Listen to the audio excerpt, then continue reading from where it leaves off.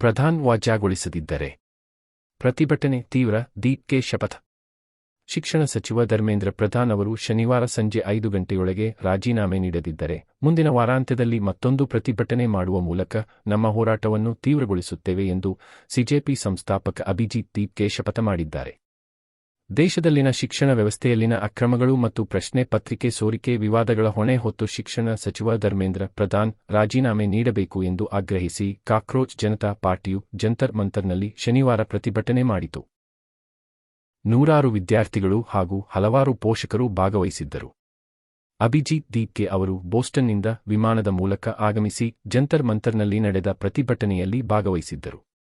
ಈ ವೇಳೆ ಹೋರಾಟಗಾರ ಸೋನಂ ವಾಂಗ್ಚುಕ್ ಆಗಮಿಸಿ ಪ್ರತಿಭಟನೆಗೆ ಬೆಂಬಲ ವ್ಯಕ್ತಪಡಿಸಿದರು.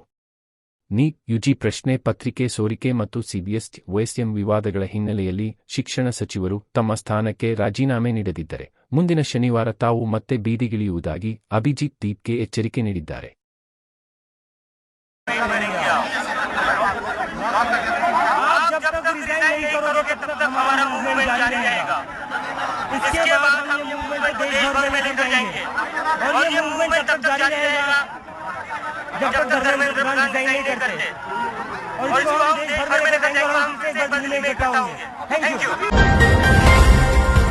ಅಡುಗೆ ಅನಿಲ ದರ ರೂಪಾಯಿ 29 ಏರಿಕೆ.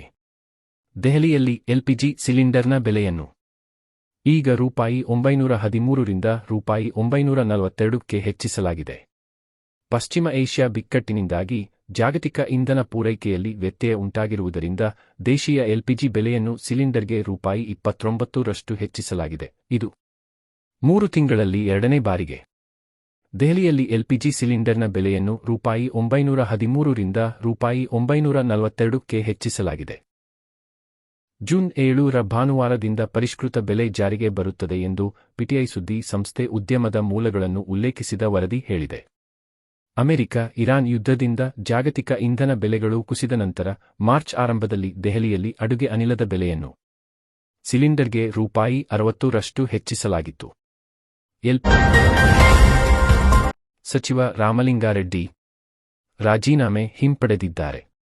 ಸುರ್ಜೇವಾಲಾ ಸಚಿವ ಸ್ಥಾನಕ್ಕೆ ನೀಡಿದ್ದ ರಾಜೀನಾಮೆಯನ್ನು ರಾಮಲಿಂಗಾರೆಡ್ಡಿ ಹಿಂಪಡೆದಿದ್ದಾರೆ ಎಂದು ಕರ್ನಾಟಕ ಕಾಂಗ್ರೆಸ್ ಉಸ್ತುವಾರಿ ರಣದೀಪ್ ಸಿಂಗ್ ಸುರ್ಜೇವಾಲಾ ಶನಿವಾರ ಹೇಳಿದ್ದಾರೆ. ಖಾತೆ ಹಂಚಿಕೆ ಅಸಮಾಧಾನದಿಂದ ಬೇಸರಗೊಂಡು ಅವರು ರಾಜೀನಾಮೆ ನೀಡಿದ್ದರು.